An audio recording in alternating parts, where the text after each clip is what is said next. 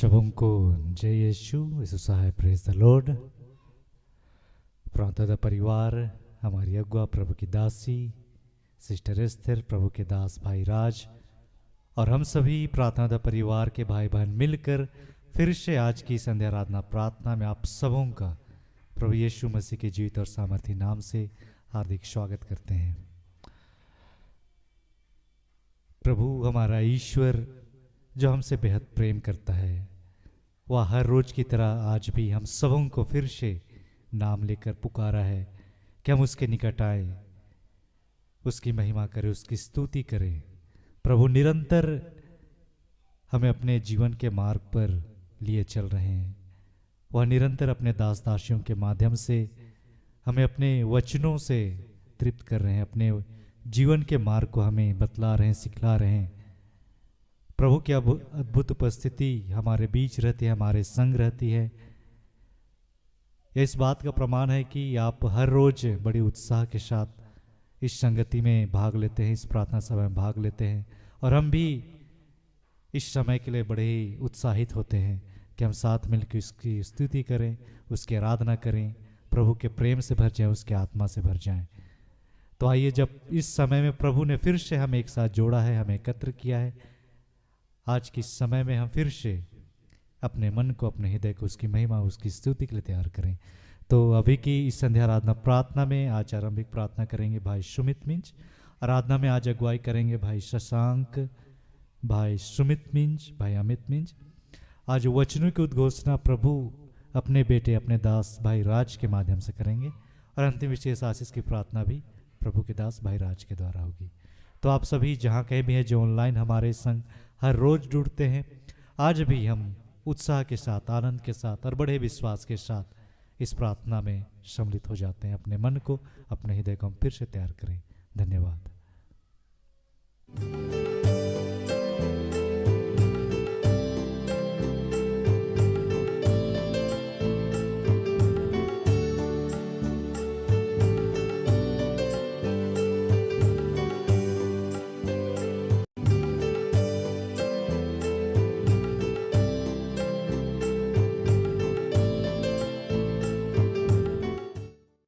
आइए इस वक्त हम लोग पिता परमेश्वर का धन्यवाद करेंगे।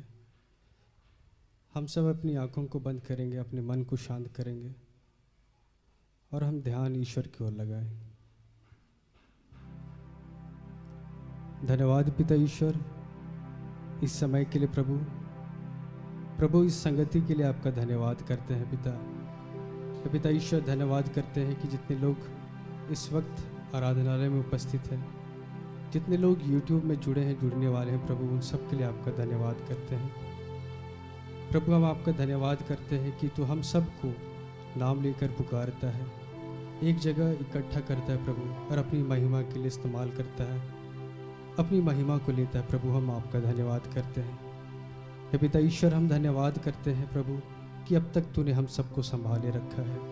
हे प्रभु, हम जहाँ कहीं भी गए वापस भी सही सलामत सुरक्षित वापस आए। प्रभु आपका धन्यवाद करते हैं। पिता ईश्वर, धन्यवाद करते हैं कि तू हम सबके हर एक आवश्यकताओं को, ज़रूरतों को हमारे मांगने से पहले ही पूर्ण करता है। प्रभु हम आपका धन्यवाद करते हैं। पिता ईश्वर, धन्यवाद करते हैं प्रभु तेरे उस प्रेम के लिए प्रभु, जिसमें आप कहते हैं जहाँ 2 या 3 मेरे नाम से इकट्ठे होते हैं, मैं वहाँ पर उपस्थित होता हूँ। प्रभु तेरी उपस्थिति के लिए आपका धन्यवाद करते हैं पिता ईश्वर। प्रभु यीशु, धन्यवाद करते हैं हमारे हर एक जीवन के परिस्थितियों के लिए। प्रभु पिता ईश्वर, हमारे हर एक सुख के लिए, दुख के लिए तुझे धन्यवाद करते हैं। हमारे हर एक कमजोरियों के लिए, दुर्बलताओं के लिए तुझे धन्यवाद करते हैं। हमारे हर एक सफलताओं, असफलताओं के लिए तुझे धन्यवाद करते हैं प्रभु। हमारे बीमारियों के लिए, रोगियों के लिए तुझे धन्यवाद करते हैं पिता ईश्वर। निरंतर तू हमें संभालता है पिता ईश्वर। अपनी पवित्र आत्मा के माध्यम से हमें सही और गलत का फ़र्क को समझाता है प्रभु। आपका धन्यवाद करते हैं। जब हम गिरते हैं प्रभु, जब हम निराश होते हैं, हताश होते हैं, तब भी तू हमें संभालता है प्रभु। हम आपका धन्यवाद करते हैं हे पिता ईश्वर। धन्यवाद करते हैं इस उपवास काल के लिए प्रभु। हे पिता ईश्वर, धन्यवाद करते हैं कि तू हमें बदल रहा है प्रभु। हमारे कठोर हृदय को निकाल कर तू कोमल हृदय से भर रहा है प्रभु। आपका धन्यवाद करते हैं। और हे पिता ईश्वर, धन्यवाद करते हैं प्रभु इस समय को देने के लिए कि हम सब एक मन, एक हृदय, एक आत्मा होकर आपकी स्तुति, महिमा, आराधना करने जा रहे हैं प्रभु। और हे पिता ईश्वर, इस वक्त हम तुझसे क्षमा चाहते हैं प्रभु, क्योंकि हम दुर्बल हैं, कमज़ोर हैं, योग्य हैं पिता। हर समय, हर क्षण, हर घड़ी तुझे अप्रसन्न करते हैं अपने बात से, व्यवहार से, विचार से। तो पिता ईश्वर, अपने पुत्र यीशु के लहू से हम सबको धोकर शुद्ध कीजिए, पवित्र कीजिए। और हे पिता ईश्वर, अपनी आत्मा से भरिए प्रभु। और हे पिता, जब हम आपकी महिमा, स्तुति, आराधना करें प्रभु, हमारे जीवन से हर एक बंधनों को तू तोड़ना पिता ईश्वर। हमें तू अपनी आनंद से, अपने प्रेम से भरना पिता। और हे पिता ईश्वर, आज के दिन में हम प्रार्थना करते हैं, तुझसे निवेदन करते हैं प्रभु कि हमारे हृदय को उपजाऊ बना प्रभु। जब हम आपके वचनों को सुने, उस पर सुनने वाले नहीं बल्कि उस पर चलने वाले ही बने पिता। अरे पिता ईश्वर, आज के दिन में भाई राज को आपके हाथों में सौंपते हैं प्रभु। उनके मुख से तू होकर हमसे बातें करना प्रभु। हे पिता ईश्वर, और आपके ऐसे जितने भी दास दासी खड़े होंगे प्रभु, किसी भी कार्य के लिए प्रभु, उनकी तू सहायता और मदद करना पिता ईश्वर। हे पिता ईश्वर, हर एक बातों का नियंत्रण आपको देते हैं। इस प्रार्थना को प्रभु यीशु के नाम से मांगते हैं। दया से सुने और अनुग्रह से ग्रहण कीजिए। आमीन। आमीन।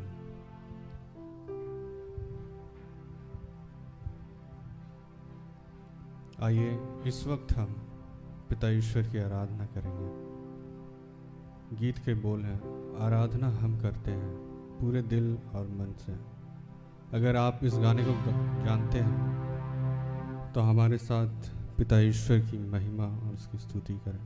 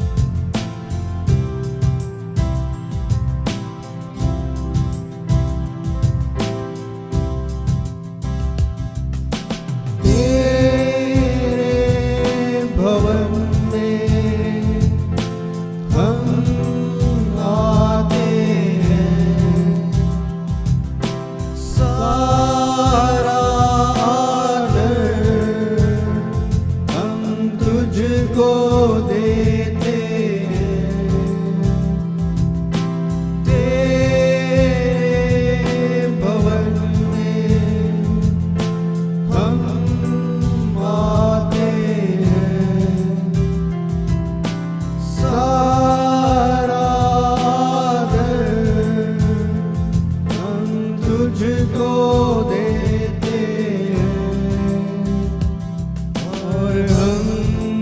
कहते हैं, दिल से कहते हैं, और हम कहते हैं, आ प्रभु यीशु आ मुझ में हो तेरी महिमा, आ प्रभु यीशु आ मुझ में हो तेरी महिमा, मुझ में हो तेरी महिमा। Come along, Jesus Christ, let your glory flow. Come along, Jesus Christ, let your glory flow. Let your glory flow. मुझ में हो तेरी महिमा, मुझ में हो तेरी महिमा।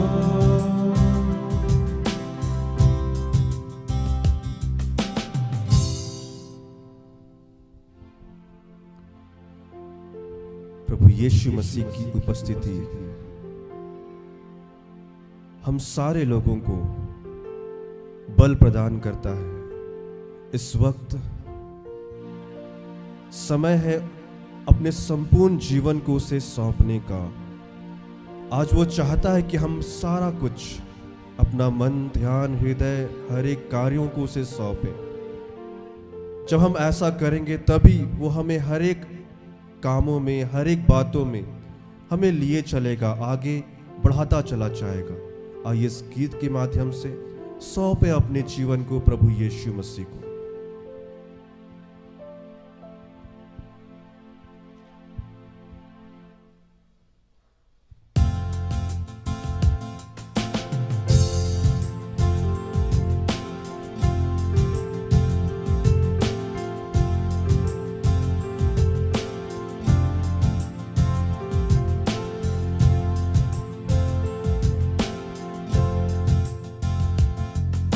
सौंप दो अपना जीवन, ले लो मेरा जीवन, तेरे लिए मेरे लिए। सौंप दो अपना जीवन, ले लो मेरा जीवन, तेरे लिए मेरे लिए। सौंप दो, सौंप दो अपना जीवन, ले लो मेरा जीवन, तेरे लिए मेरे लिए। सौंप दो, सौंप दो अपना जीवन, ले लो मेरा जीवन, तेरे लिए मेरे लिए। प्रभु यीशु कहता है अनंत जीवन पाने के लिए। प्रभु यीशु कहता है अनंत जीवन पाने के लिए। सौंप दो अपना जीवन, ले लो मेरा जीवन, तेरे लिए मेरे लिए। सौंप दो अपना जीवन, ले लो मेरा जीवन, तेरे लिए मेरे लिए। वो प्रभु यीशु आपसे कहता है सौंपिए अपने जीवन को। क्यों? क्योंकि उसी में ही संपूर्ण जीवन का स्वाद है, संपूर्ण जीवन का गुण रहस्य है। वो आज चाहता है कि आप सारा हृदय उससे सौंपें। आपके जो भी कार्य हैं उसे सौंपें, चाहे वो आत्मिक कार्य हो, चाहे वो सांसारिक कार्य हो। हर एक बातों में प्रभु चाहता है कि समर्पण आप उसके सामने करें।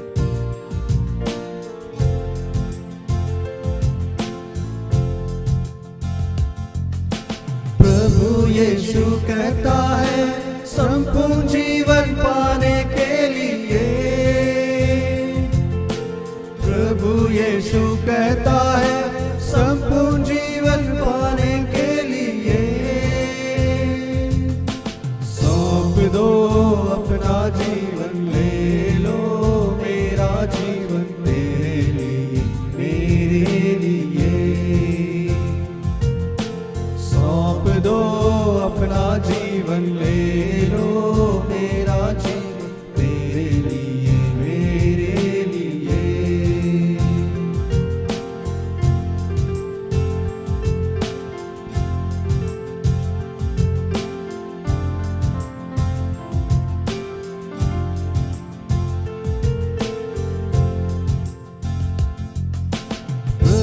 यीशु कहता है अनंत सुख पाने के लिए। प्रभु यीशु कहता है अनंत सुख पाने के लिए। सौंप दो अपना जीवन, ले लो मेरा जीवन तेरे लिए, मेरे लिए। सौंप दो अपना जीवन, ले लो मेरा जीवन तेरे लिए, मेरे लिए। सौंप दो अपना जीवन, ले लो मेरा जीवन तेरे लिए, मेरे लिए।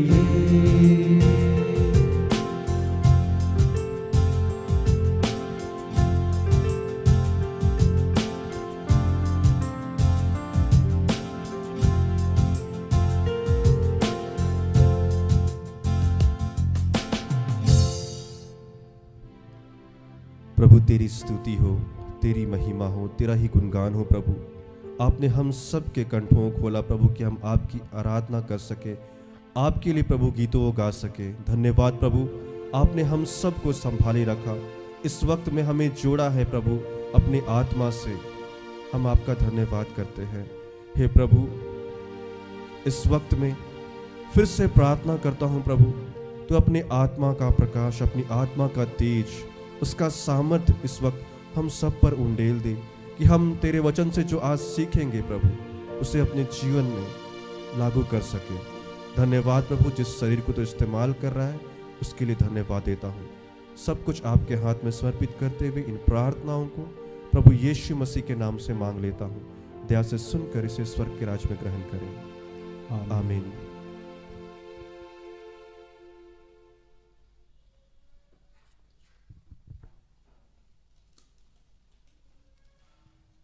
हम लोग वचनों को सुनेंगे। प्रभु ने अभी जो वचन हमें ठहराया है, 2 वचन हैं। पहला यूहन्ना, संत यूहन, उसका 12वां अध्याय 26 पद, और दूसरा यशायाह 52, 11 और 12। यहाँ पर प्रभु का वचन हम ऐसा पाते हैं, यदि कोई मेरी सेवा करना चाहता है तो वह मेरा अनुसरण करे।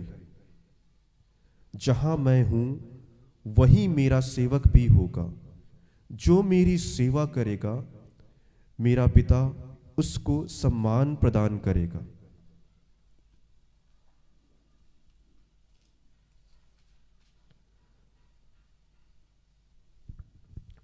प्रस्थान करो, प्रस्थान करो, वहां से जाओ, किसी अशुद्ध वस्तु का स्पर्श मत करो। प्रभु के मंदिर के पात्र ले जाने वालों, बाबुल से निकलकर अपने को पवित्र करो। तुम हड़बड़ी में नहीं जाओगे, तुम भगदड़ में नहीं भागोगे, क्योंकि प्रभु तुम्हारे आगे आगे चलेगा। इज़राइल का ईश्वर तुम्हारे पीछे पीछे आएगा। यह प्रभु की वाणी है। ईश्वर को धन्यवाद।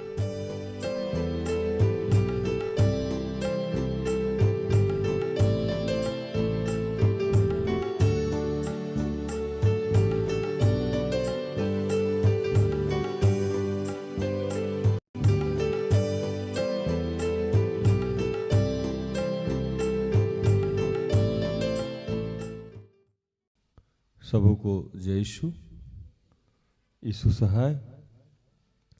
आइए प्रभु के वचनों को सुनने से पहले अपने मन, अपने हृदय को तैयार करें कि हे दयालु पिता, हे स्वर्ग और पृथ्वी के सृजनहार, हे हम सबके रचयिता, तेरा धन्यवाद करते हैं आज के सुंदर और आशीषित दिन के लिए, जो तूने एक नए अध्याय के रूप में हमारे जीवन से जोड़ दिया। धन्यवाद करते हैं गर्भ से लेके अब तक संभाला, हमारी छोटी से लेके बड़ी सारी ज़रूरतों को अपने शाही खत्ते खोल के पूर्ण किया। धन्यवाद करते हैं प्रार्थना योद्धा परिवार के लिए।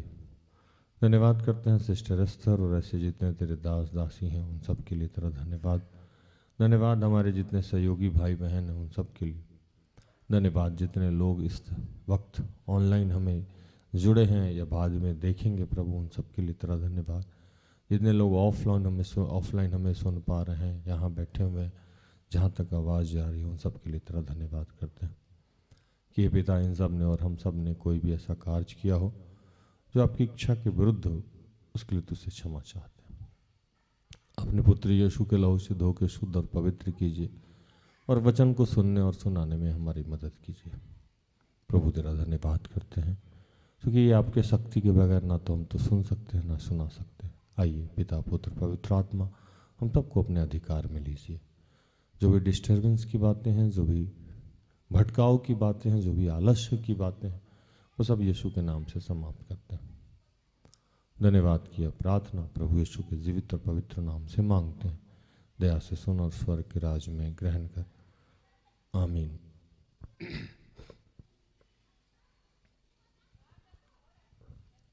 आज जो वचन हम लोगों को मिला वो पहला वचन है यूहन्ना 12:26, जिसमें ऐसा लिखा हुआ है, यदि कोई मेरी सेवा करे तो वो मेरे पीछे हो ले, जहाँ मैं हूँ वहाँ मेरा सेवक भी होगा। यदि कोई मेरी सेवा करे तो पिता उसका आदर करेगा।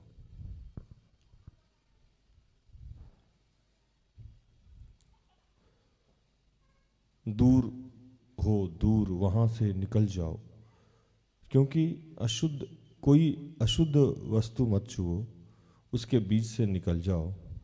ये यहोवा के पात्र ढोने वालों, अपने को शुद्ध करो, क्योंकि तुमको उतावली से निकलना नहीं और ना भागते हुए चलना पड़ेगा, क्योंकि यहोवा तुम्हारे आगे आगे अगुवाई करता हुआ चलेगा और इस्राएल का परमेश्वर तुम्हारे पीछे भी रक्षा करता चलेगा।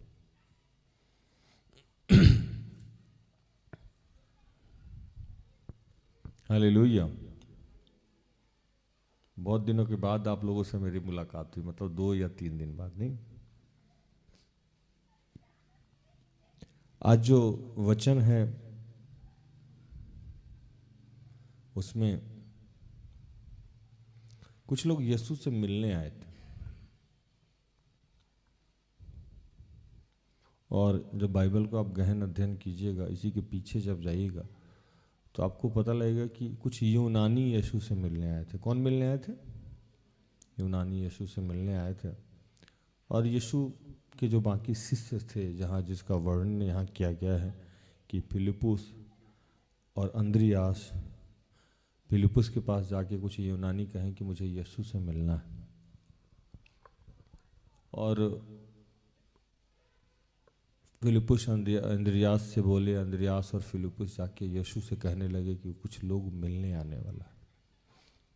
जब इसको आप पढ़िएगा तो यीशु उनसे मिले नहीं, लेकिन अंद्रियास और फिलिपुस से कह रहे हैं, और उनका भाव समझने का प्रयास कीजिएगा। आज इस महाउपवास काल में ये क्या कहना चाह रहे हैं ईश्वर के पुत्र, हमारे मुक्तिदाता, कि हम यूं ही यीशु के पीछे ना चले, हम यूं ही यीशु को ना मिले, उससे कोई लाभ नहीं। जैसे यूनानी लोग आया था, वो यीशु से मिलना चाहते थे, तो अपने शिष्य को वो समझा रहे हैं, और समझाने के क्रम में वो कह रहे हैं कि अगर आप सच में मुझसे मिलना चाहते हैं, सच में आप कोई काम करना चाहते हैं, सच में आप चाहते हैं कि मुझसे या मेरे पिता से आपको आशीष मिले, तो मुझ में मरना पड़ेगा। मरने का मतलब क्या है ना, कि अपना, लोगों को लगता है कि जब यीशु कहता है कि सर्वस्व त्याग देने का मतलब, तो लोगों को लगता है अच्छा ऐसा सेवकाई है, घर छोड़ दे, नौकरी छोड़ दें, बच्चा छोड़ दे, परिवार छोड़ दे, ये तो नहीं होगा हमसे। अच्छा एक बात बताइए मुझे आप, यीशु क्यों चाहेगा कि आप अविवाहित रहें? यीशु क्यों चाहेगा कि आप निसंतान रहें? और यीशु क्यों चाहेंगे कि आप बेरोजगार रहें, कंगाली में रहें, बदहाली में रहें, सब कुछ छोड़ के आप उसके पीछे ऐसा चलते रहें? एक्चुअली लोगों को यह भ्रम हो जाता है कि ईश्वर के पीछे चलेंगे तो हम तबाह हो जाएंगे। बेसिकली वो शुरू में करता क्या है कि वो चेक करता है कि ये अपना सर्वस्व तुझे मुझे त्याग सकता है कि नहीं। जब ये भावना उसको समझ में आ जाती है कि ये लड़का या ये लड़की अपना सब कुछ मेरे लिए छोड़ सकता है, तो वो सब कुछ का रचयिता आपको सब कुछ दे देता है। हालेलुया। अब जैसे इसको बहुत गहराई से समझिएगा, यीशु 40 दिन के उपवास और प्रार्थना में थे, और प्रार्थना करने के समय में, प्रार्थना करके जब अब वो काम के लिए निकल रहे थे, तो अचानक शैतान, और अब यीशु को आएगा तो शैतान का चीफ आया होगा। हम लोग के पास तो टुटपुजिया से शैतान आता होगा, शैतान का चेला का चेला का चेला आता होगा। जब डायरेक्ट यीशु से भिड़ंत होगा तो उसका भी बॉस उधर से आया होगा, इधर के बॉस उधर के बॉस, है ना। तो वो आया डायरेक्ट और इनको क्या किया कि उठा लिया। तो वहाँ बहुत सारी बातें हुई जो आप लोग जानते हैं। आप लोग तो हमसे ज़्यादा अनुभवी हैं, जानकार हैं, बाइबल के ज्ञाता लोग हैं, सुनते हैं। सही बोल रहे हैं ना डॉक्टर साहब, है ना। तो वो यीशु से गॉसिप है, और वो निकालिए जो परीक्षा की जो बातें हुई यीशु के साथ, वो निकालिए, उसको समझिएगा, फिर समझ में आएगा। यीशु की वहाँ परीक्षा हो रही है, और परीक्षा का अंतिम क्षण है ना, अंतिम क्षण है। और अंतिम क्षण बहुत सारी गॉसिप हुआ है, बहुत सारी बातें हुई हैं शैतान और यीशु के बीच में। यीशु को बहुत सारे लालच दे रखे हैं शैतान ने, और शैतान को अंत में प्रभु ने कैसे झटका है, मैं पढ़ के सुनाऊं आपको। मत्ती 4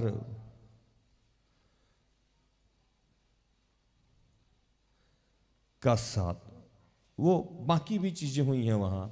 धन के बारे में हुआ है, पैसा के बारे में हुआ है, चमत्कार के बारे में बहुत सारा। तू कह दे तो रोटी बन जाएगा, तू इतने दिन से भूखा है, ये तो बाइबल में लिखा हुआ है, व्यवस्था की किताब में लिखा हुआ, तुझको तो ये अधिकार है। तू पहाड़ से गिरेगा, जैसे हम लोग 91 पढ़ते हैं, तेरे पाँव में ठेस ना लगेगा, तू गिरेगा भी तो संभाल लेगा। तो वो हवाला दे रहा था। शैतान कैसे बात करता है हम लोग से? वचन से ही वो भी बात करता है। तो वो हवाला दे रहा था यीशु को कि ऐसा तो लिखा है, ये चार्ज तुम कर सकते हो। और लास्ट में कहता है कि सुनो, इतना सारा परेशानी का जरूरत नहीं है तुमको, एक काम करो, सिर्फ एक बार, सिर्फ एक बार। जैसे लड़का लड़की लोग बोलता है, सिर्फ एक बार आई लव यू बोल दो, एक बार बस, एक बार, सिर्फ एक बार। क्या पसंद है ना, सिर्फ एक बार। मैं कभी कभी समझता हूं एक बार से होगा क्या यार। नहीं, अगर आपको प्रेम प्रसंग में पढ़ना है तो ऐसा आदमी ढूंढिए कि एकदम सुबह उठने के समय आई लव यू बोले, दोपहर के समय में, फिर खाने में, फिर डिनर में, है ना, फिर सोने के समय में, फिर रात में जब बाथरूम जाइए फिर उठ के आई। अब एक बार लड़का लड़की लोग कहते हैं सिर्फ सिर्फ सिर्फ, तुम समझ नहीं रही।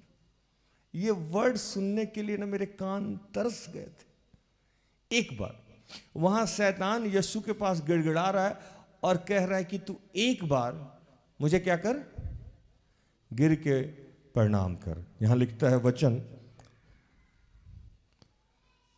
8 और 9, पढ़िए भाई। मत्ती अध्याय 4 8 9। फिर इब्लिस उसे एक बहुत ऊंचे पहाड़ पर ले गया और सारे जगत के राज्य और उसका वैभव दिखाकर उससे कहा, यदि तू गिरकर मुझे प्रणाम करे तो मैं यह सब कुछ तुझे दे दूंगा। हालेलुया। इब्लिस शैतान का हेड बॉस, वो कहता है कि सिर्फ पहाड़ पर से ले गया सबसे ऊंचा जगह पे, और पहाड़ पर से दिखाया, देखो ये दुनिया में जितना चीज तुम्हें दिख रहा है ना, इस सब मैं तुम्हें दूंगा, बस वही एक बार, है ना। और वहां यीशु जवाब क्या दिए? 10। तब यीशु ने कहा, हे शैतान दूर हो जा, क्योंकि लिखा है, तुम प्रभु अपने परमेश्वर को प्रणाम कर और केवल उसी की उपासना कर। तब 11, तब शैतान उसके पास से चला गया और देखो स्वर्गदूत आकर उसकी सेवा करने लगा। हम लोग यहां तक पहुंचते ही नहीं है, हम लोग यहां पहुंचते ही नहीं है। हमारी समस्या, हम प्रचार में बोलते भी रहते हैं, एक ऐसा एक ऐसा कुआं बना के हमारे शरीर में इनबिल्ट कर दिया गया कि उसके पीछे पूरा सिस्टम लगा हुआ है जिसको पेट बोलते। ऐसा कुआं जो भरता ही नहीं है, और इस कुआं की वजह से ही वस्त्र निर्माण होता है, इस कुआं की ही वजह से क्रीम निर्माण होता है, इस कुआं की ही वजह से पानी बनता है, ठंडा बनता है, मिर्च बिकता है, इतना चारा चीज है। अब जो मांस बेचता है उसके पास पेट नहीं रहता, वो मांस बेचता नहीं बेचता। जो चाय बेचता है उसके पास पेट नहीं रहता, चाय। अभी डॉक्टर साहब पढ़ाते, पेट नहीं रहते, सोए रहते कहीं। जब खाना ही नहीं चाहिए तो सोए रहो, है ना। घर कैसे बनता? जो आदमी मजदूरी करता वो क्यों घर मजदूरी करता है? पेट की वजह से। एक ऐसा किट फिट कर दिया प्रभु, देखिए कितना सुंदर हो गया ना। एक ऐसा किट फिट कर दिया कि बस उसी के पीछे पूरा दुनिया एकदम घूम रहा है। और इस चीज का फायदा उठाता है शैतान आपसे। आज प्रभु यही सिखा रहे थे कि अगर आप 26 में कहते हैं कि यदि कोई मेरी सेवा करे तो मेरे पीछे हो ले, और जहां मैं हूं वहां मेरा सेवक होगा। यदि कोई मेरी सेवा करे तो पिता उसका आदर करेगा। और जब रोमन कैथोलिक बाइबल से भूषण भाई पढ़ रहे थे तो उससे पढ़ी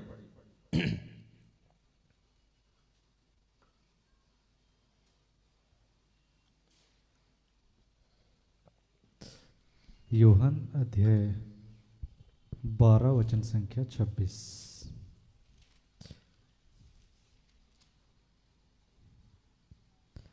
यदि कोई मेरी सेवा करना चाहता है तो वह मेरा अनुसरण करे। जहाँ मैं हूँ वहीं मेरा सेवक भी होगा। जो मेरी सेवा करेगा मेरा पिता उसको सम्मान प्रदान करेगा। हालेलुया।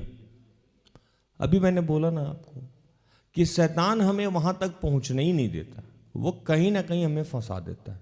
जब यहाँ यूनानी आ रहे थे तो यही बात यीशु अंद्रियास को और फिलिपुस को समझा रहे थे, और समझाने के कारण में ये समझा रहे थे कि जब तक तुम 100% मेरे पास नहीं जुड़ोगे।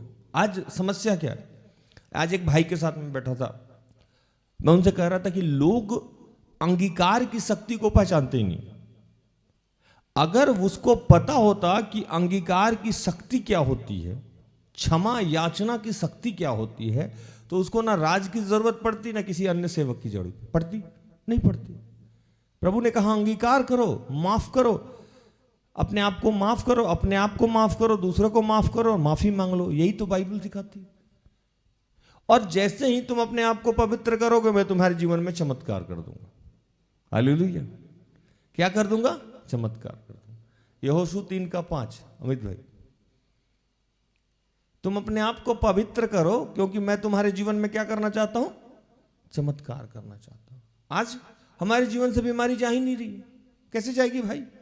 आप उस बॉर्डर लाइन को फिनिश नहीं कर सकते। अभी ना मैं 5 दिन से एंटीबायोटिक खा रहा था, तबीयत खराब थी। लास्ट टाइम मैं जब हमारी आपकी मुलाकात हुई थी तो वो 4 तारीख था, नहीं 3 तारीख था। 4 तारीख को मैं बाहर गया था, 5 को रहा, कल मैं वापस आया। 3 तारीख की मुलाकात हुई। तो मेरे एक मित्र हैं डॉक्टर, मैंने उनको फ़ोन किया कि भाई बहुत दिनों से मुझे सर्दी खांसी हो गई।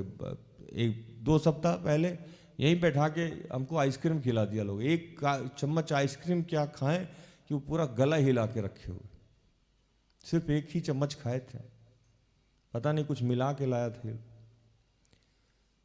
तो मैं जब डॉक्टर साहब से बात करने लगा तो डॉक्टर साहब ने कहा कि भैया आपको एंटीबायोटिक खाना होगा। क्या खाना होगा? एंटीबायोटिक खाना।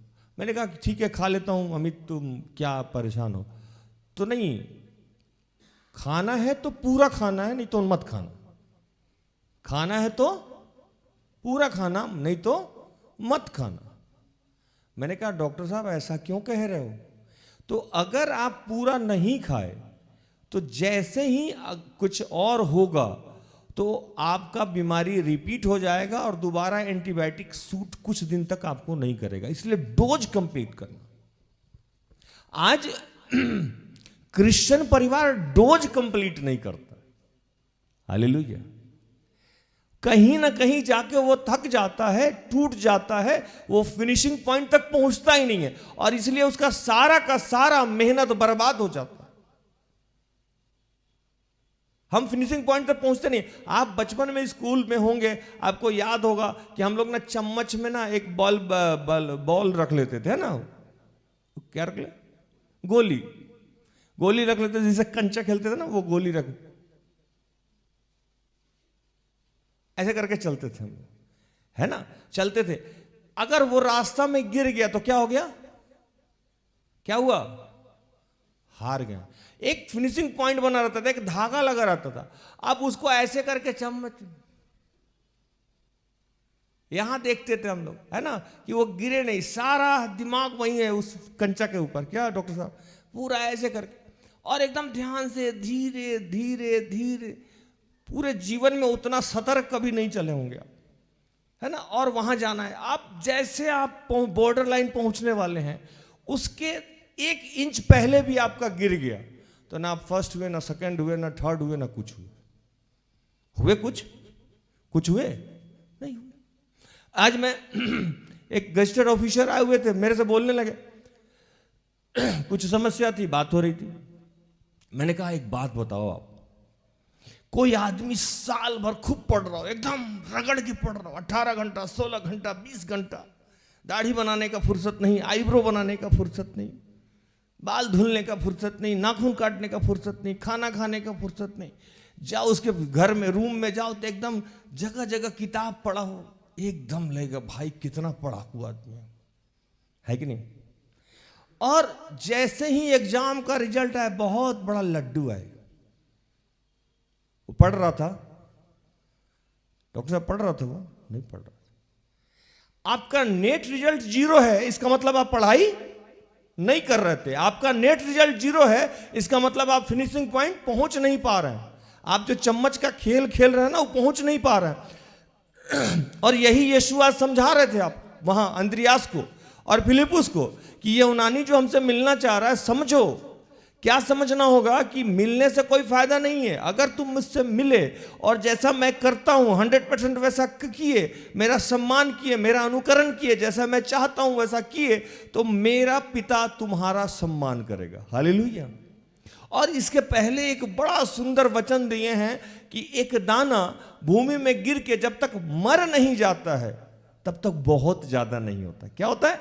जब तक मर नहीं जाता है, मरना पड़ता है। आदमी को किसी भी काम में मरना पड़ता है, वैसे ही सेवकाई में मरना पड़ता है, वैसे ही विश्वास में पहले मरना पड़ता है। आपको मरना पड़ता है और मरने के लिए सब कुछ छोड़ना पड़ता है या सबकी प्राथमिकता बदलनी पड़ती है। मैं कई बार समझाता भी रहता हूं, हम लोग पुरानी गर्लफ्रेंड को छोड़ते ही नया का भी हाथ पकड़ के रखे हूं।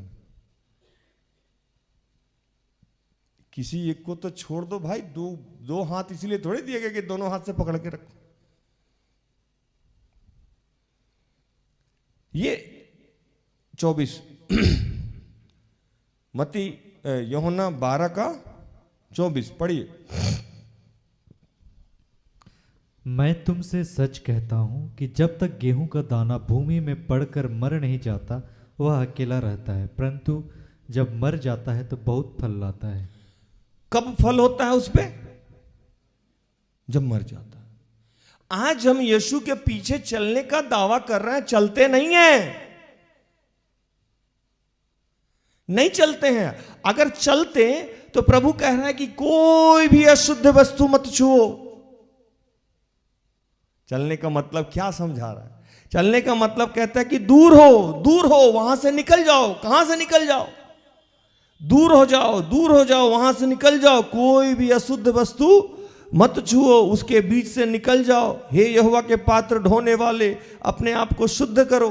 क्यों शुद्ध करना है? क्योंकि तुमको उतावली से निकलना नहीं और ना भागते हुए चलना पड़ेगा, क्योंकि यहोवा तुम्हारे आगे आगे अगुवाई करता हुआ चलेगा और इस्राएल का परमेश्वर तुम्हारे पीछे पीछे रक्षा करते हुए चलेगा।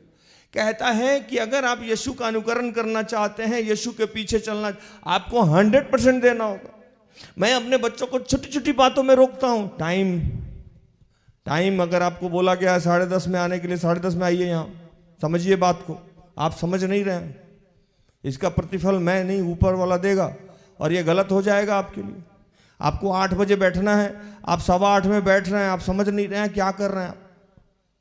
रोज 15 मिनट लेट से बैठ रहे हैं आप, और वो महीना का कितना दिन लेट बैठे आप? 15 को 30 से गुना कीजिएगा तो महीना का कितना देर हुआ? 15 × 45, 4.5 घंटा महीना में आप चोरी कर रहे हैं। और साल में 12 चौका 60 और 12 पच्चे 80, लगभग 100 घंटा, 150 घंटा आपने ईश्वर के काम में चोरी किया है। कितना देर? मतलब साल में आप 10 या 15 दिन चुरा लिए, या 7 दिन तो चुरा ही लिए, 24 घंटा का दिन होता है, तो क्या भाई 5 दिन 4 दिन चोरी किए।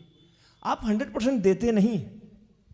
कोई भी आदमी अगर प्रभु कह रहा है कि आप अगर मेरे पीछे चल रहे हैं, अपने कर्तव्यों का, अपने संस्कारों का, अपने आचरणों का, अपने कामों का, आप जो भी आप काम कर रहे हैं, आप अगर उसमें मर रहे हैं, तो मरने से क्या फायदा होगा भूषण भाई? क्या लिखा हुआ है, पढ़िए दूसरा लाइन। अगर आप उसमें मर गए तो क्या हुआ? जब वह मर जाता है तो बहुत फल लाता है। जब वो मर जाता है तो बहुत फल लाता है। फल नहीं लाता है, बहुत फल लाता है। यीशु क्या हुआ? गया, कब्र में दफन कर दिया गया उसको, मर गया यीशु। पूरा जगत जाना कि यीशु क्रूसित हो गया, मर गया। लेकिन उसके बाद वो यीशु, उसके नाम में इतना फलवंत कर दिया प्रभु ने उसको, इतना महिमान्वित कर दिया, इतना विकसित कर दिया कि आप समझ नहीं सकते। आज बाइबल बताती है यूसुफ के भाई लोगों ने उसको फेंक दिया, प्रभु में बना रहा, 100% बना रहा। कहीं कभी भी किसी भी अवस्था में प्रभु को नहीं त्यागा। हर अशुद्ध वस्तु से अपने आप को अलग रखा, हर गलत काम से अपने आप को अलग रखा। अंत में प्रभु जब वो मरा, जब प्रभु उसको फलवंत किया, मरने का मतलब एकदम जाके कब्र में मर जाने के लिए नहीं कह रहे हैं। अपने शरीर को मारना, अपने सोच को मारना, अपने आलस्य को मारना, अपने मन को मारना। हालेलुया। अगर मार रहे हैं तो प्रभु कह रहा है कि मैं क्या, पिता आपको फलवंत करेगा और ढेर सारा फलवंत करेगा। और इस फलवंत करने में करेगा क्या वो, कि कहता है कि अगर आप ऐसा कर रहे हैं तो फिर आप अपने जीवन को टटोलिए कि कहां कहां आप कह रहे हैं कि हम ऐसा कर रहे हैं, लेकिन फिर भी हमारे जीवन में चंगाई नहीं मिल रही है, फिर भी हमारे जीवन में आशीष नहीं मिल रहा है, फिर भी हमारी नौकरी नहीं लग रही है, फिर भी पवित्र आत्मा का अभिषेक नहीं मिल रहा है। भैया, किसी न किसी ऐसे चक्कर में आप पड़े हैं जो प्रभु को प्यारा नहीं है, और उसको प्रभु कह रहा है अशुद्ध चीज से अलग हो जाओ। और जैसे अशुद्धता की बात आती है हमारे समाज में, खाना पीना, उठना बैठना, दारू शराब पहुंच जाता, अरे यही पक्का हड़िया पियत रहो, है ना। ऐसे ही लोग कहता है हड़िया मार रहा होगा, चुआट मार रहा होगा, वो क्या आता है भाई, चुल्लू मार रहा, अशुद्ध है ये आदमी, अशुद्ध है, अशुद्ध, हटाइए इसको, हटाइए। एक बहन आज से हमको मिली, वैसे भी हम थके हुए 3 दिन से सोए नहीं। एक बहन आई, भैया से मिल के जाएंगे, सिस्टर सर बोली अच्छा मिल जाइए। मिली हमसे, आए लोग की, भैया हम कह क्या, इस लेंट काल में मैंने प्रण किया है। मैंने कहा क्या प्रण किया है बहन? पति को बोला अगर दारू पियोगे तो घर से बाहर रहो। मैंने कहा बहुत अच्छा किया। अशुद्ध है वो। कौन अशुद्ध है? पति। कैसे अशुद्ध हो गया? दारू पी ली। और आप कौन है? शुद्ध है। कैसे? पति को घर से निकाल दिया। लेंट काल में ये त्याग, ये तपस्या आपको आशीष का कारण बनाएगा। मैंने कहा भैया कुछ बोलिए। मैंने कहा कुछ नहीं बोलूंगा, फिर कभी लेंट काल में कम बोलना है। अशुद्धता का मतलब हमारा समाज ही दूसरा समझ लिया। प्रभु बोला कि तुम जो खाते हो पीते हो वो पेट में जाता है, संदास समझते हैं ना, संदास से होकर निकल जाता है। है ना, उससे आप अशुद्ध नहीं होता है। प्रभु ने कहा कि जिसे मैंने बनाया है उसे तुम अशुद्ध कैसे ठहराते हो। हालेलुया, है ना। पहले आज हम लोग पुराने जमाने के पतरस हो गए। पुराने जमाने के पतरस का मतलब क्या था? पतरस आराम से सोया हुआ था, रात में सपन आया, बहुत सारा पक्षी पशु दिख रहा उसको, दर दर दर दर दर गिर रहा। कभी नाम वाम मिस्टेक हो जाए तो समझ ले, भावना समझिए, है ना। आराम से आ रहा है। पतरस नॉनवेज नहीं खाता था, गिरा। प्रभु बोला अशुद्ध वस्तु है, मत छुओ मत छुओ मत छुओ। पतरस बोला प्रभु से, सपना में ही बोल रहा, प्रभु हमको पाप हो जाएगा।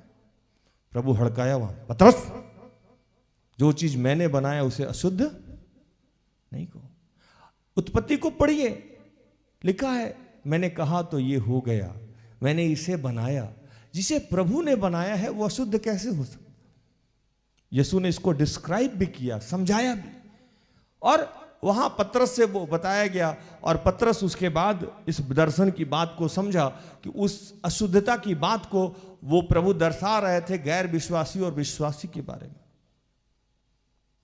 उस समय वो सिर्फ यहूदी लोग को वचन सुनाता था, गैर यहूदी को वचन नहीं सुनाता था। उस दर्शन की बात अगर नहीं होती तो हम और आप विश्वासी नहीं होते। क्या भूषण भाई? भूषण भाई बहुत जानकार आदमी, इसलिए हम बीच बीच में पूछ लेते हैं।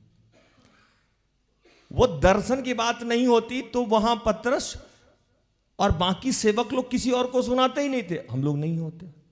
आज जैसे ही अशुद्धता की बात आती है, शैतान जैसे भरम में डाल दिया था ना प्रभु को, एक बार प्रणाम कीजिएगा, वैसे दारू शराब मांस मछली। मैं ये नहीं कहता हूं कि ये खाइए लेंट काल में, गलत बात नहीं, आपको जो मर्जी करिए, लेकिन मैं ये कहता हूं कि ये कौन सा बाइबल है कि पति शराब पी के आए तो प्रभु लेंट काल में उसको मार के घर से निकाल दीजिए और बोलिए कोई बात नहीं, थोड़े दिन लड़ाई चलेगा, लेकिन लेंट काल में हम अशुद्ध आदमी को घर में नहीं रखेंगे। ये शिक्षा कहां से आई? और आप फिर उपवास के साथ प्रार्थना कर रहे हैं, मांस भी नहीं खा रहे हैं, मछली भी नहीं खा रहे हैं, पति को सीधा खा रहे हैं। उससे अच्छा मांस मछली खा लीजिए, भोजन ही खा लीजिए। आप समझ रहे हैं ना? आज कितनी बार मैंने आपको कहा है कि अशुद्धता का मतलब अशुद्ध तुम्हारे मुंह से, तुम्हारे मन से जो निकलता है और मुंह से जो बाहर आता है वही तुमको अशुद्ध करता है। ये बाइबल लिखा हुआ। आज जो सबसे ज्यादा हम अपने आप को अशुद्ध कर रहे हैं वो मुंह से, आचरण से, सोच से, मन से। लेकिन शैतान हमको भरम में रखे हुआ है कि हमारी अशुद्धता खाने पीने उठने पहनने बोलने से होता है। बटन खुला हुआ है, सेवक नहीं है। बताइए, अब हम भी यीशु की तरह चोला सिलवा ले, इस गर्मी में तो ऐसे ही बंडी पहने हुए, है ना। कपड़ा लाता से अगर विश्वास में होना रहता, कपड़ा लाता समाज की पहचान है। किसकी पहचान है? समाज की पहचान। पहले मैं लुंगी पहन के जिम जाता था, लुंगी समझते हैं ना, है ना। एक दिन मेरे मित्र की पत्नी आई अपार्टमेंट में, बोली क्या भैया, मतलब लुंगी पहन के भी कोई जिम जाता है क्या? हम लोग भी एकदम उठा के बांधते थे उसको, दे दनादन दे दनादन। गांव देहात में देखे ना, आधा बांध के निकल गए, पता ही नहीं था, चूंकि मिला नहीं था, है ना। पहले हवाई चप्पल पहन के बुलेट चलाते थे, हम पूरा घूम गए पूरा शहर। आदमी का कपड़ा उसके परिवेश की, उसके समाज की पहचान है, ना कि उसके अभिषेक की पहचान है। हालेलुया, है ना।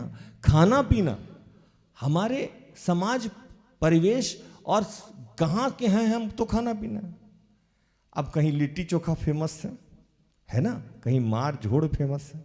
तो इसका क्या मतलब कि मार झोड़ खाने वाले को अभिषेक नहीं हो सकता है, लिट्टी चोखा का वाले को होगा कि उसमें घी ज्यादा है इसलिए अभिषेक ज्यादा होगा।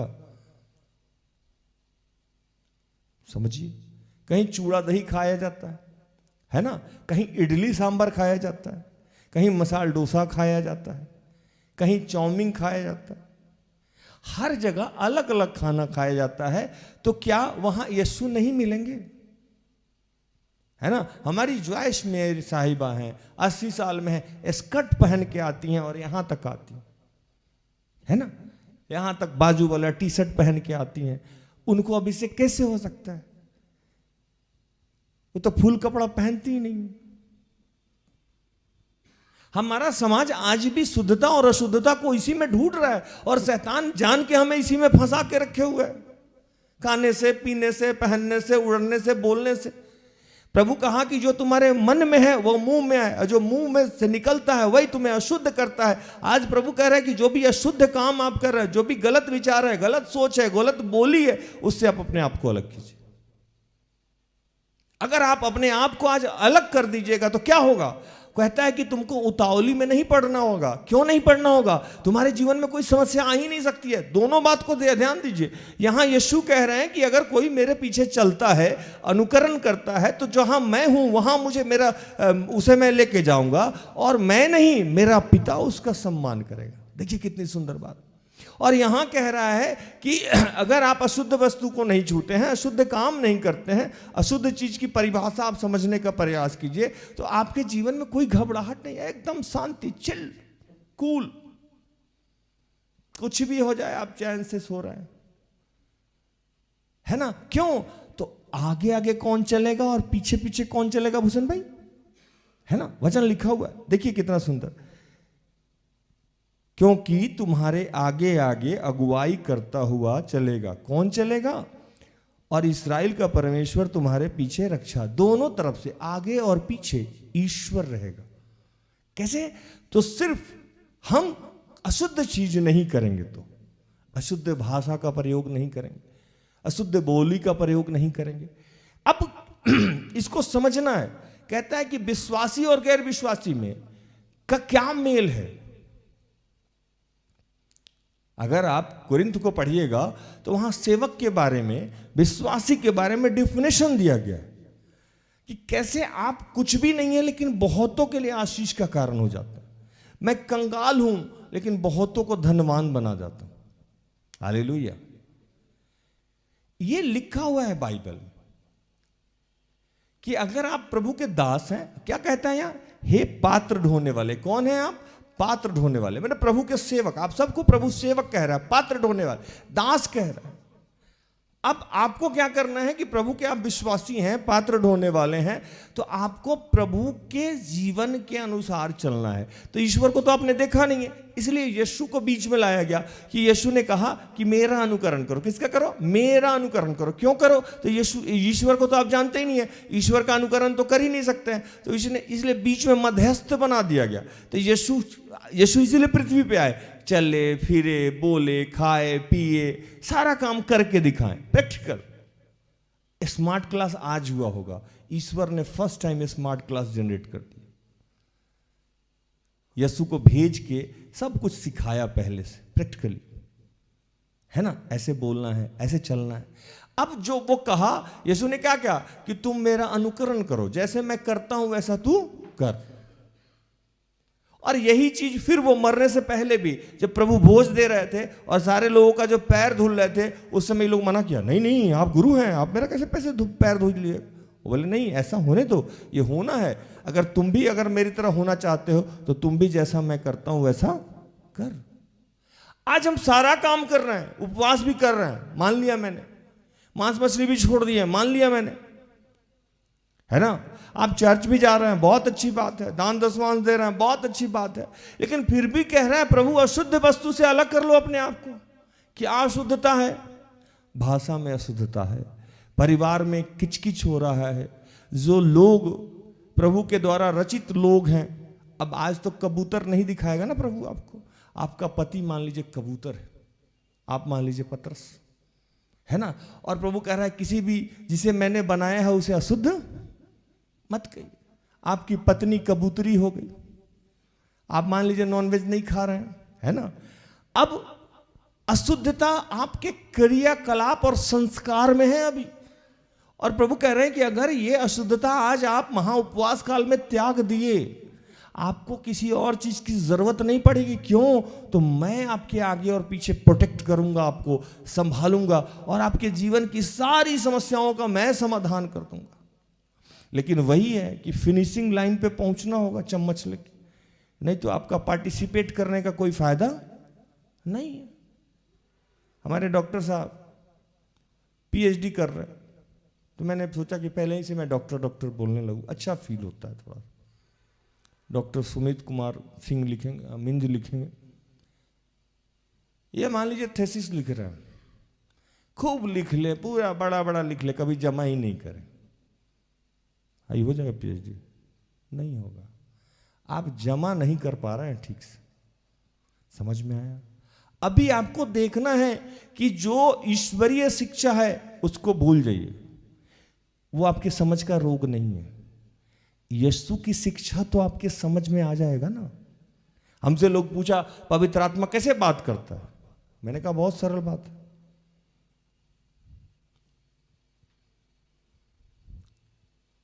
पूछा लोग इतना सरल कैसे है, मैंने कहा बहुत सरल है। नया नियम तो हमारे यहाँ बच्चा बच्चा जानता है ना। नया नियम बच्चा बच्चा जानता है कि नहीं, कि यीशु को जब गाली दिया गया तो वो भी बहुत गंदा गंदा गाली दिए, ऐसा किए थे ना? क्या किए थे वो? अरे क्या किए थे? गाली नहीं दिए थे। यीशु जब खाना कम पड़ गया था तो सबसे पहले अपने खा लिए थे, लोगों को तो खिलाए नहीं थे, है ना? क्या भाई, वो 5 रोटी मछली लेके साइड में बैठ गए थे, बोले हम आते हैं पहले निपट लें, तो हम इतना बोले हैं, कहाँ ये लोग को खाना है, ये लोग अपना इंतजाम कर ले। पवित्र आत्मा या ईश्वरीय बात आपको नहीं समझ में आ रही है, लेकिन यीशु के बारे में, यीशु के आचरण के बारे में, यीशु का किस्सा कहानी तो आपके रोम रोम में बसा हुआ है।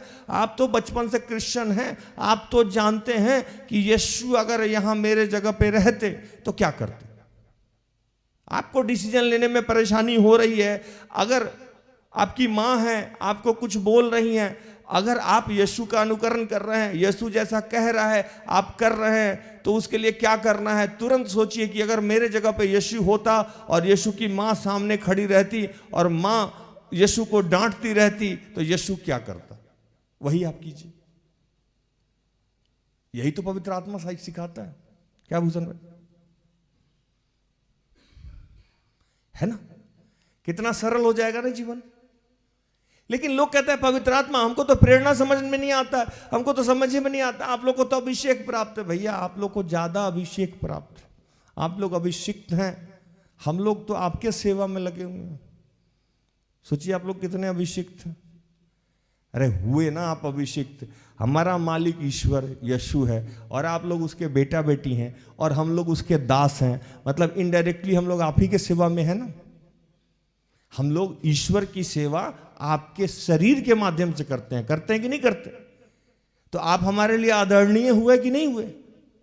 हमारे पेट में दर्द रहता है, भूख लगी रहती है, नींद आती है, लेकिन आपके जीवन में अगर कोई समस्या है, प्रभु बोलता है देख मेरा बेटा बेटी परेशान है, जाओ, भागते हुए हम लोग आते हैं। तो इनडायरेक्टली तो हम लोग आप ही के दास दासी है ना, क्योंकि उसको तो हमने देखा नहीं है। उसके रूप में क्या बोला, जब मैं भूखा था तूने भोजन नहीं कराया। हमको भोजन कराना ईश्वर को, लेकिन डालना है आपके मुंह में। बाबू मुंह खोलिए, डालते हैं इसमें। खाना कहां जा रहा है? ईश्वर को। कपड़ा आपको पहना है, लेकिन जाग पहन कौन रहा है? ईश्वर। आंसू आपका पोंछ रहा है, लेकिन कर्ज किसको दे रहा है? ईश्वर को।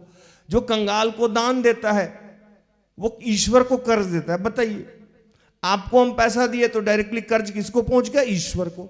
तो हम लोग डायरेक्टली दास उसके हैं, लेकिन इनडायरेक्टली तो आप ही का काम कर रहे हैं ना हम लोग, हाँ या नहीं? तो आप लोग ज्यादा अभिषेक हुए ना, हम लोग तो छोटे लोग हुए, तब तो आपके सेवा में लगाए हैं। लेकिन आपको यह भ्रम है कि आपके पास ये नहीं है, इसलिए कि आप यीशु के आचरण को समझ नहीं पा रहे। यीशु कहां किस चीज को अशुद्ध बताया और किस चीज को अशुद्ध शुद्ध बताया, ये बाइबल में अच्छे तौर पे लिखा हुआ है। नया नियम पढ़िए, और उसके लिए कोई न्यूटन साइंस नहीं बताया गया है। वो साधारण सी बात बताई गई है, मधुरभाषी होना, प्रेम करना, त्याग करना, एक दूसरे से संपन्न, एक दूसरे के साथ मेल मिलाप करना। ये छोटी छोटी बातें बताई गई है, और मेरा मानना है कि ये बहुत सरल चीज है, लेकिन हम वो काम छोड़ के बाकी सारा काम किए जा रहे हैं। जैसे मैंने उदाहरण दिया ना आपको, कि पति खैनी खाता है तो अशुद्ध हो गया, पति दारू पीता है तो अशुद्ध हो गया, पत्नी खाना ठीक नहीं बनाती है तो अशुद्ध हो गई, पत्नी के जीवन में ये समस्या है तो अशुद्ध हो गया, भाई अगर पूछा नहीं तो गंदा हो गया, मन मुटाव चल रहा है, झगड़ा चल रहा है। इस लेंट काल में, इस महा उपवास काल में आप अपने आप को अशुद्ध चीज से दूर कीजिए। क्या अशुद्धता है आज उसको देखिए। कहां अशुद्ध हो रहे हैं आप, कहां अपने मैल का, अपने मन का मैल नहीं धो रहे हैं। अगर नहीं छूट रहा है तो आजकल महिला लोग ना वीम इस्तेमाल करती हैं, नींबू वाला, बर्तन बहुत अच्छे से साफ होता है। क्या सही है ना? लिक्विड वाला आ रहा है, वो देखिए।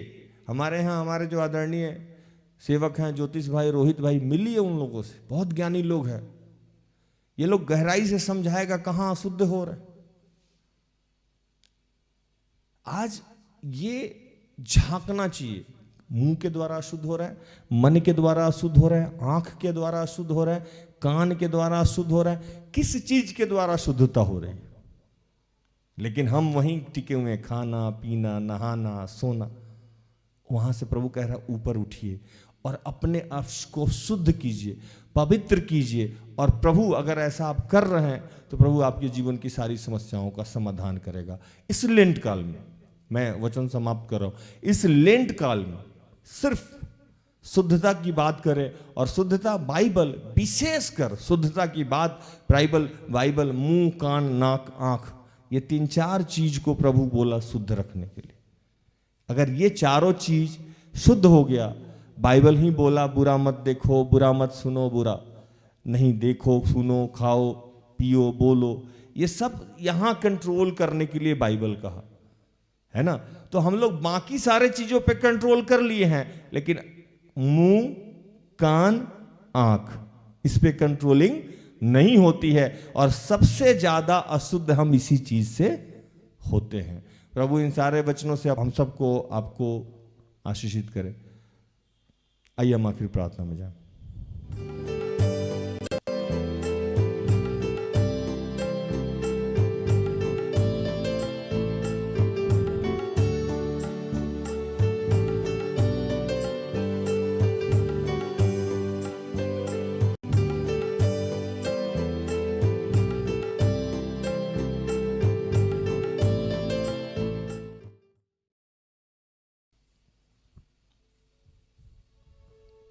आइए हम प्रार्थना करें।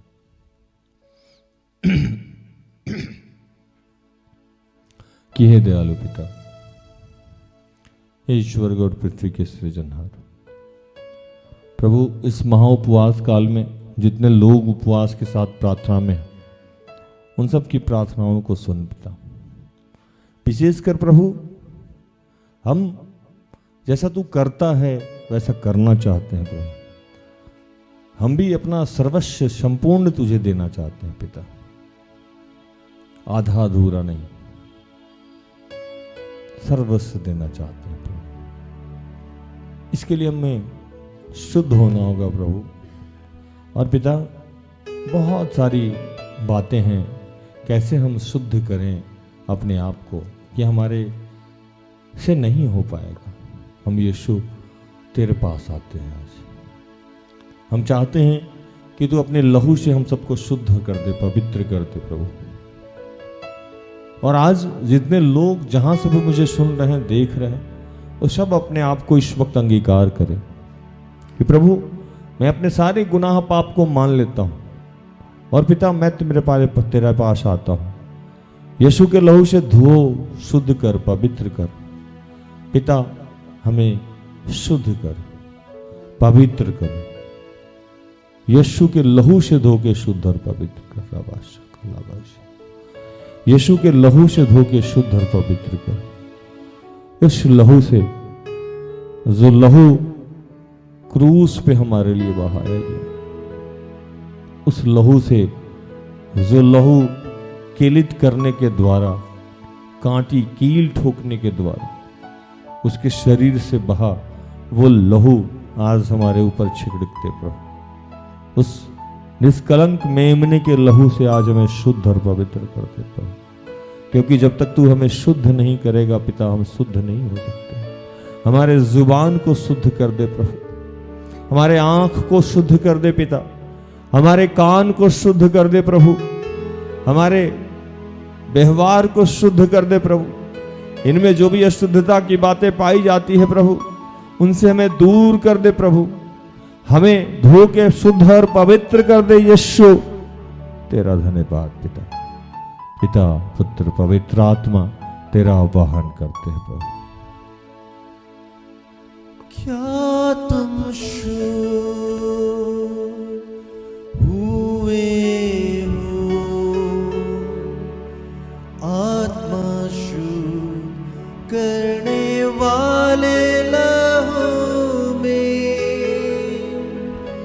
क्या तुम्हारा मन निष्कलंक हुआ है, क्या उस लहू में शुद्ध हुए हो।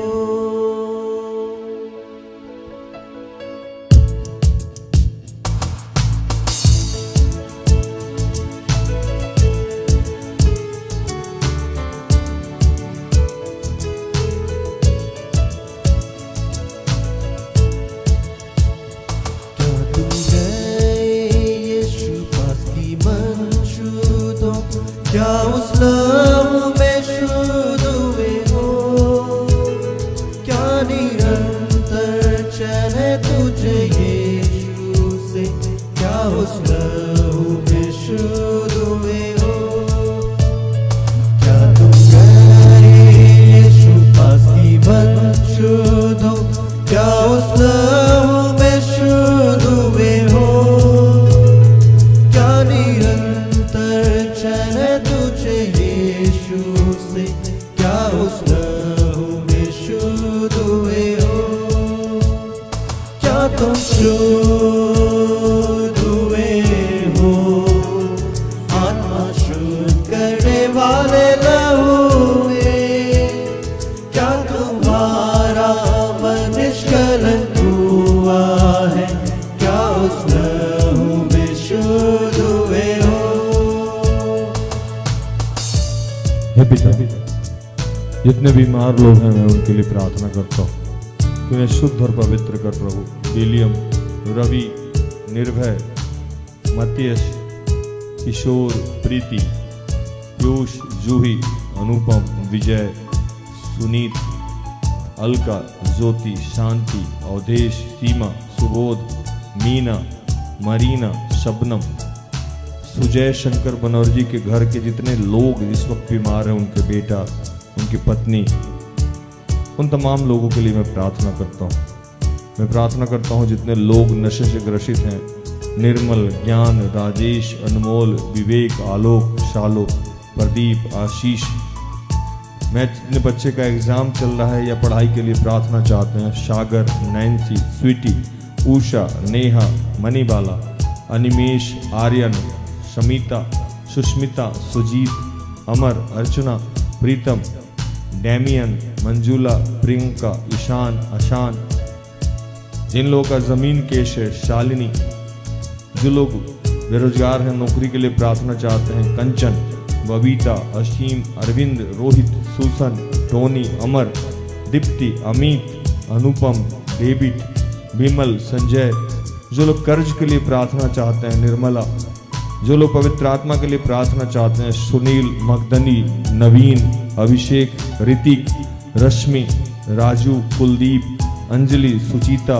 अमरेंसिया, अभिनव, अमर, निमिता, विभू, शर्मिला, विश्वास, नीरज, सोनम, नेहा, देवेंद्र, संजय, राशील, प्रतीक, जितने लोग बीमार हैं प्रभु, जगन्नाथ, अब्राहम, सुशीला, वंशराज, संदीप, जो लोग विवाह के लिए प्रार्थना चाहते हैं, जूलियट, उर्मिला, दिव्या, शनि, जो लोग पारिवारिक प्रार्थना चाहते हैं, रेजीना, सचित, सुनीता, अलीशा, अजीत, नीलिमा, अमृता, नमिता, जो लोग संतान आशीष के लिए प्रार्थना चाहते हैं, सुषमा, संगीता, जो लोग लोन के लिए प्रार्थना चाहते हैं, सुनील, प्रभु ऐसे जितने लोग हैं प्रभु, मुझे मेरे हुआ हमारे टीम के जितने सहयोगी भाई बहन, जितने लोग इस प्रोग्राम को देख रहे हैं अपने घरों में बैठे हुए हैं, मैं उनके परिवार के एक सदस्य के लिए, जहाँ तक मेरी आवाज़ जा रही है उसके लिए,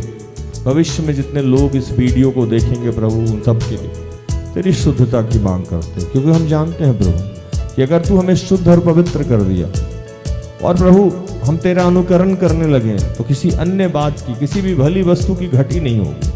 क्योंकि तूने कहा है कि तुम अपने राज्य और धार्मिकता की खोज, जो तुम्हारे राज्य और धार्मिकता की खोज करेगा उसको दुनिया की तमाम चीजें यूं ही हो जाए। पिता आज हमें शुद्ध कर। आपका मैला वस्त्र अब उतार दो तुम, उसके लहू में शुद्ध करा। अशुद्ध मन के लिए सोता बहता, उसके लहू में शुद्ध करा। पाप का मैला वस्त्र अब उतार दो तुम, उसके लहू में शुद्ध करा।